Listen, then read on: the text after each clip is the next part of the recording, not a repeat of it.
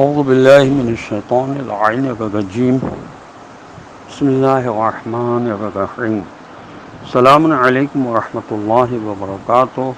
اللہ تبارک و تعالیٰ کا شکر ہے کہ اس نے مجھے یہ توفیق عنایت فرمائی کہ میں کراچی سے تاج العلماء مولانا محمد نقی نجفی علی اللہ مقامہ کا گرانڈ سن علی احمد آپ کی خدمت میں حاضر ہوں، سورہ مبارکہ قیامت کے رکوع نمبر 2 کی آیت کے ساتھ، جن کے نشانات ہیں 31 سے لے کر 40 تک۔ ان آیات کی اب میں تلاوت کر رہا ہوں۔ اعوذ باللہ من الشیطان اللعین الرجیم، بسم اللہ الرحمن الرحیم۔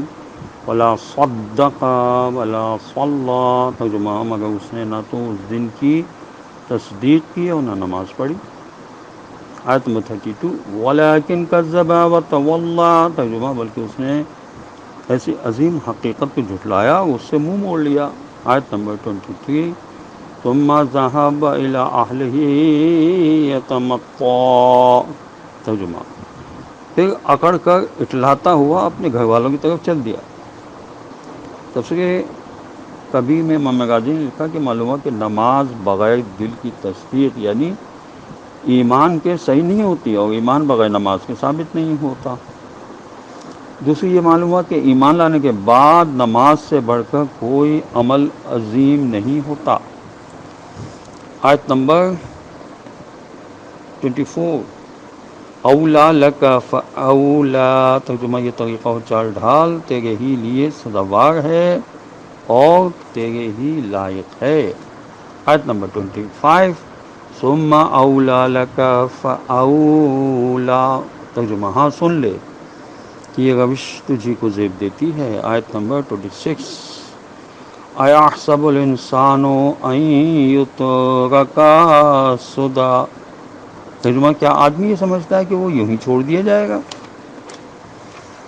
آیت نمبر 37، الم یکن نطفۃ من منی یمنی، ترجمہ کیا وہ منی کے تھوڑے سے پانی کا ٹپکایا ہوا حقیق قطرہ یعنی نطفہ نہ تھا جو عورت کے رحم میں ڈالا جاتا ہے۔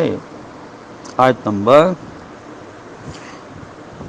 38، ثم كان علاقۃ فخلق فسوى، ترجمہ پھر وہ گوشت کے لوتھڑے کی شکل میں تھا تو اللہ نے اس کا جسم بنایا اور آزاد ہو اس کی۔ آیت نمبر 39،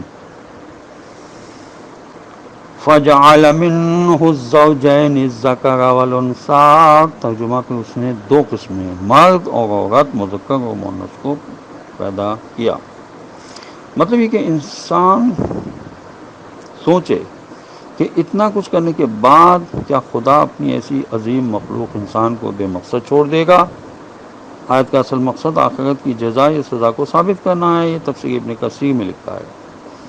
اور لکھا ہے آیت نمبر 39 کی تشریح میں کہ فرض کیجئے کہ مرد و عورت کا یہ توازن جو قدرت نے اپنی حکمت کاملہ سے قائم رکھا ہے ٹوٹ جائے، عورتوں کی تعداد مردوں سے 10 گنا زیادہ ہو جائے یا مردوں کی تعداد عورتوں سے 10 گنا زیادہ ہو جائے تو انسانی معاشرہ کس طرح درہم و برہم ہو جائے گا۔ کتنی عجیب بات ہے کہ اس طرح کا عدم توازن معاشرے میں از خود کبھی نہیں پیدا ہوتا۔ یہ خداوند عالم کی قدرت کاملہ اور حکمت بالغہ کی دلیل ہے، یہ تفسیر نمونہ میں لکھا ہوا ہے۔ آیت نمبر 40 اس رکوع اور اس سورہ کی آخری آیت ہے۔ الیس ذالک بقادر علی ان یحیی الموتى، ترجمہ یہ ہے کہ تو کیا ایسا خدا اس بات پر قادر نہیں ہے کہ مرنے والوں کو پھر زندہ کر دے۔ جناب رسول خدا صلی اللہ علیہ وسلم نے فرمایا کہ سورہ المرسلات کی یہ آیت پڑھا کرو کہ فَبِأَيِّ حَدِيثٍ بَعْدَهُ يُؤْمِنُونَ، ترجمہ کہ قرآن کے بعد یہ لوگ اور کس بات پر ایمان لائیں گے۔ اور حضرت امام محمد باقر علیہ السلام اور حضرت امام جعفر صادق علیہ السلام سے روایت ہے کہ جس وقت حضور اکرم صلی اللہ علیہ وسلم نے یہ آیت پڑھی کہ الیس ذالک بقادر علی ان یحیی الموتى، یعنی سورہ قیامت کی آخری آیت، اس کا ترجمہ یہ ہے کیا خدا ان تمام طاقتوں کے ساتھ اس بات پر قادر نہیں ہے کہ مردوں کو زندہ کر دے؟ اس کے بعد جناب رسول خدا صلی اللہ علیہ وسلم نے یہ کلمہ پڑھا، سبحانک اللہم بلا، یعنی اے اللہ آپ کی ذات ہر عیب سے پاک ہے، بے شک آپ پیدا کر سکتے ہیں۔ یہ تفسیر مجموع البیان کی جلد 10 میں لکھا ہوا ہے۔ خداوند عالم کی بارگاہ میں دعا ہے کہ ہمیں قرآن پڑھنے، سمجھنے اور اس پر عمل کرنے کی توفیق نصیب ہو۔ وارث قرآن حضرت امام زمانہ عجل اللہ تعالی فرج شریف کا جل ظہور ہو، اور خدا ہمیں ان کے اعوان و انصار میں شامل ہونے کی توفیق نصیب فرمائے۔ وآخر دعوانا ان الحمد للہ رب العالمین، وصلی اللہ علی محمد وعلی آلہ الطیبین الطاہرین المعصومین المظلومین، والسلام علیکم ورحمۃ اللہ وبرکاتہ۔